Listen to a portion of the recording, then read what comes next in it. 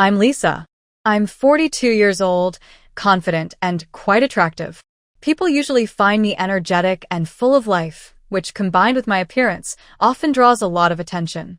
I'm married, and while I can't say everything is perfect in my marriage, most of the time I lead a happy life. But honestly, there's always a part of me that craves something more. Sometimes these desires lead me down different paths. I've spent my life trying to suppress my passions, but there are moments when I just can't resist. Of course, these moments are never as simple or smooth as you might think, but I guess life sometimes corners you in ways you never expect. My husband, Jack, loves me. I'm sure of it. But because of his busy work schedule, the bond between us weakens from time to time. It's in those moments that the urge to explore more within myself becomes stronger. That day, I was preparing dinner in the kitchen. It was a Sunday and everyone at home was off doing their own thing. Jack was working on the car in the garage, and my stepson, Alex, was in his room playing video games. The scent of sautéing vegetables filled the kitchen, and a soft tune playing in the background kept me distracted. But there was an odd feeling of restlessness inside me. I couldn't quite put my finger on it, but something felt different. Then I felt a presence behind me, or rather a being. I couldn't figure out how they had gotten so close without making a sound. When I suddenly turned around, I saw Alex. The expression in his eyes both surprised and unsettled me. "Is something wrong, Alex?" I asked. My voice may have wavered as his sudden appearance had caught me off guard. Alex stayed silent for a moment. It was as if he wanted to say something but couldn't find the words. This silence made me even more uneasy. The sizzling of vegetables in the pan and the music playing in the kitchen were the only sounds, as everything else seemed to stop. Finally, Alex, with a slight smile, asked, "The smells are amazing. What are you making?" "A chicken dish with vegetables." "It'll be ready soon if you're hungry," I answered, trying to keep my voice steady. But my eyes were still on him. There was something in his gaze, an expression I couldn't quite describe. It both intrigued and unsettled me. At that moment, Alex took a step closer. "Lisa, can I ask you something?" he said. His tone was different from the usual stepson attitude I was used to. It was gentler, more thoughtful. This surprised me and made me focus all my attention on him. "Of course. What do you want, Alex?" I said. I had stopped stirring the pan and was now completely turned toward him. For a moment, he hesitated. He looked down, then glanced back at me. "I sometimes feel lonely in this house. I mean, Dad is always in the garage and you're usually busy with things. I want to spend more time with you," he said.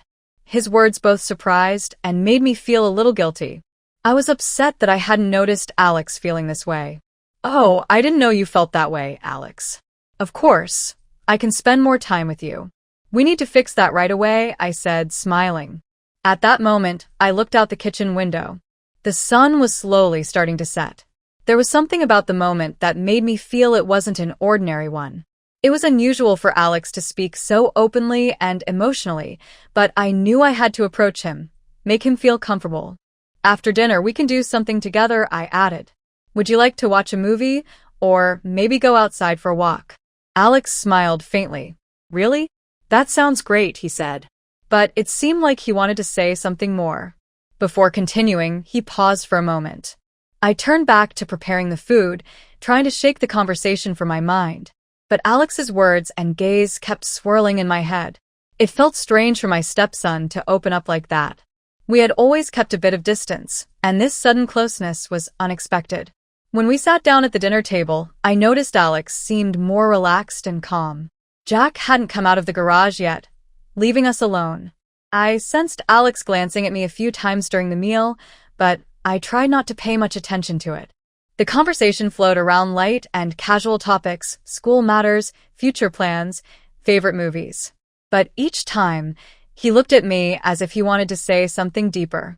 As we finished dinner and I began clearing the plates, Alex quietly returned to the kitchen. "Lisa," he said, his voice slightly trembling. "I know this might sound a little strange, but I always feel comfortable talking to you." I stopped and turned toward him. "That's a nice thing to say, Alex. You can always tell me anything," I said. I noticed the hesitation in his eyes. "Is everything okay?" Is there something bothering you? I asked. There was a moment of silence. Then Alex said, "Sometimes I find myself wanting to connect with you more." Those words both surprised and made me think. I didn't know how to interpret what Alex had just said. "Thank you for saying that," I said, carefully choosing my words. "I think we could get to know each other better. I believe everyone in this house should be closer to one another." Alex slightly nodded, but his eyes were still on me. It was hard to figure out what those looks meant. "Should we make plans for tomorrow? We could go out together," I suggested. I wanted to build a safe connection with him, but the tension of the moment needed to be addressed. "Sure," Alex replied. "But there's something else." His voice was getting softer. It seemed like he wanted to continue, but he was struggling to find the right words. "What is it, Alex?" "You can tell me anything," I said. I tried to look at his face with a calm expression, but inside, a wave of curiosity was rising about what he might say. Alex took a deep breath and looked down at the ground. It seemed like the weight of what he wanted to say was pressing on his shoulders. "Sometimes, talking to you relaxes me, but at the same time, it strangely excites me," he said. His voice was slow, almost whispering. At that moment, I had trouble understanding what he meant. His words came to me with a strange warmth, but I was trying to decipher the underlying meaning. Without taking my eyes off him, I said, "Can you explain that a bit more, Alex? If you're having trouble expressing yourself, there's no rush." Alex's face turned red, and he shook his head. "No. It's not important. Maybe it's just something silly." "Forget it," he said, stepping back. But something inside me told me he actually wanted to share something. I took a step closer to him and gently touched his shoulder. "Alex, look. It's important that we trust each other in this house. If there's something you want to share, you don't have to keep it to yourself. No matter what, you're in a safe space here," I said. My voice was soft but firm. Alex took another deep breath and finally caught my gaze. "Sometimes I feel really lonely," he said. "But when I see you, somehow that loneliness disappears. I see you differently, Lisa." I don't know how to explain it, but his words trailed off. I thought about how to respond to him in this moment. This kind of conversation was walking a fine line, and I needed to be careful not to give the wrong impression. "Alex, feelings can be complicated sometimes," I said. "But what's important is being able to understand them properly. You need to know that I'm here for you, but you shouldn't let these feelings make you uncomfortable." Alex lowered his head. "You're right. Maybe I've just been confused," he said. But the slight smile on his face showed that this conversation was having a calming effect on him. To ease the weight of the moment, I started tidying up the kitchen.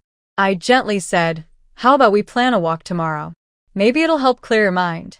Alex gave a small smile and replied, "Yeah, I think that'd be a good idea."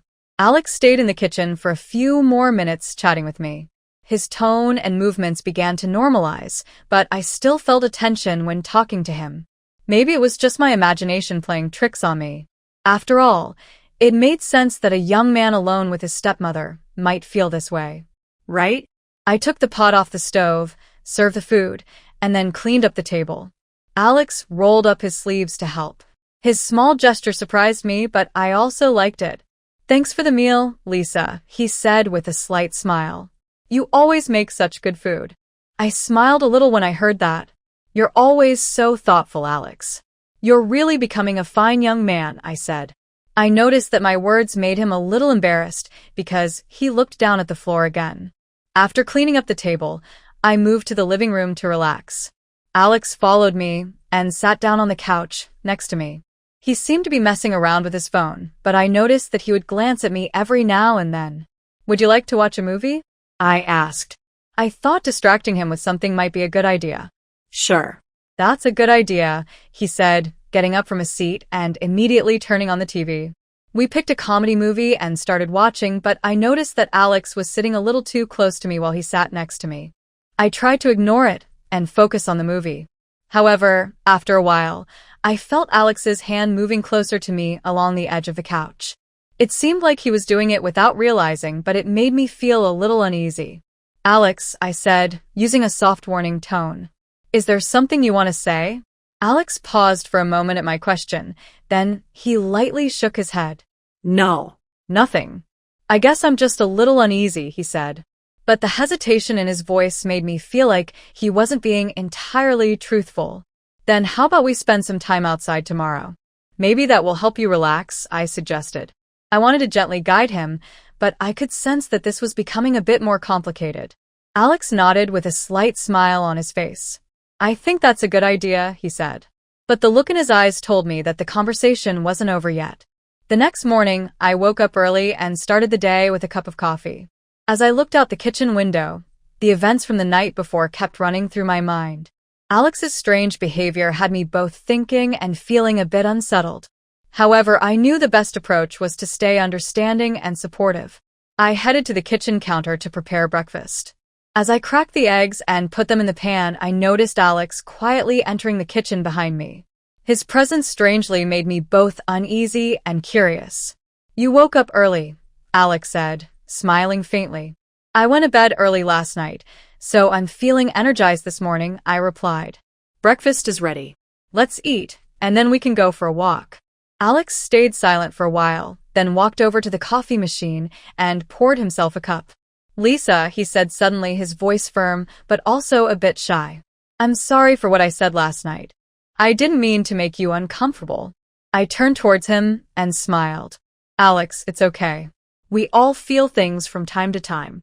Expressing them can sometimes be confusing, but it's part of being human. I could see a slight sense of relief on his face after my words, but it seemed like he still wanted to say something. When we sat down at the table with breakfast, he continued talking. You know, Lisa, ever since you came into this house, everything has changed. I feel better, but sometimes my mind gets so confused. It's like I don't know what I'm supposed to feel. I decided to speak openly and honestly with him. Alex, what you're feeling is completely natural. Life sometimes throws unexpected emotions at us, and dealing with those emotions can be tough. But the important thing is trying to understand them properly. Alex stared at his coffee cup for a while, then stayed quiet. You're right, he finally said. I guess things will become clearer over time. At that moment, I decided not to dive deeper into the conversation. Trying to reassure him, I said yes. Absolutely. Let's finish our breakfast now, and then take a walk in the fresh air. It'll be good for both of us. Alex nodded and continued eating, but I could tell from his gaze that the conversation wasn't quite over for him. After breakfast, Alex quickly got ready for the walk. I put on a light jacket and joined him. The weather was starting to feel like the first chill of fall, but the sun was still shining warmly. As we walked through the neighborhood, we were both quiet, as if we were both lost in our thoughts. After a while, Alex broke the silence. You know, this walk really helped. I feel like my mind has cleared up a bit. Fresh air always does the trick, I said, smiling at him lightly. As we passed through the park, we decided to sit on a bench and rest for a while. While sitting next to me, Alex leaned slightly towards me and turned to face me. Lisa, I feel better when I talk to you, he said. His sincere attitude eased some of the tension between us. Alex, being able to share these things with you is important to me too. Being part of a family means we need to support each other, I said. We stayed quiet for a while, but the silence added a different meaning to the energy between us. Alex's gaze was on my face, and it brought a feeling that was both slightly uneasy and equally attractive. In that moment, he gently placed his hand on my arm. The gesture seemed natural, but it also carried a conscious search for closeness. This touch made me feel a warmth inside. Lisa, you're really a special person, he said in a low voice. His approach both surprised me and somehow affected me. Leaning slightly toward him, I said, Thank you, Alex. Your words mean a lot to me. I gently held his hand and slowly pulled my arm away, offering him a warm smile. Everything has its time, Alex, I added. Some things become more meaningful with time. My words were a reminder of boundaries, but they also showed that I didn't belittle his feelings. Alex lowered his gaze from my face, nodding. You're right, Lisa. Sometimes you just need to be patient, he said. In that moment, I felt that the tension between us had somehow balanced out. We both got up and continued our walk. However, this situation made me feel like the bond between us had deepened a little more. After the walk, Alex said he wanted to spend some time in the garden. I made coffee and joined him. The air was starting to cool, but the golden light before the sunset made everything seem more peaceful. We sat across from each other at the small table in the garden, quietly sipping our coffee for a while. "Lisa, can I ask you something?" Alex said, lifting his gaze from his coffee cup. "Of course you can," I said, wondering what he would say. "Have you ever thought about whether there are limits to the things you do?" he asked. His voice was calm, but also a little challenging. I was a bit surprised by the question, but I took him seriously and replied, "Everyone has limits in life, Alex. It's important to understand and respect people's boundaries, but I'm not exactly sure what you mean." Alex paused for a moment, then took a deep breath before continuing. "It's just sometimes when I talk to you, I feel like your boundaries are really wide. It's like you're open and understanding about everything. It both relaxes me and makes me think." I understood what he was saying and smiled gently. "Life experiences make you more flexible, Alex, but that doesn't mean I allow everything. Knowing your boundaries is also part of building healthy relationships." I could feel a kind of tension between us during this conversation. Alex's gaze seemed to say more than his words. For a moment, he reached across the table and gently touched my hand. The touch felt both natural and a little unexpected. I didn't think about pulling my hand away because I didn't want to belittle his feelings. But at the same time, I knew I had to maintain boundaries with this touch. "Alex," I said softly, "these feelings can be complicated, but what matters is how we handle them." His eyes lingered on my face for a moment, then he slightly nodded. "You're right, Lisa, but sometimes our feelings can affect us so strongly." With this sentence, I felt it was time to bring the conversation to a close. We finished our coffee and went inside.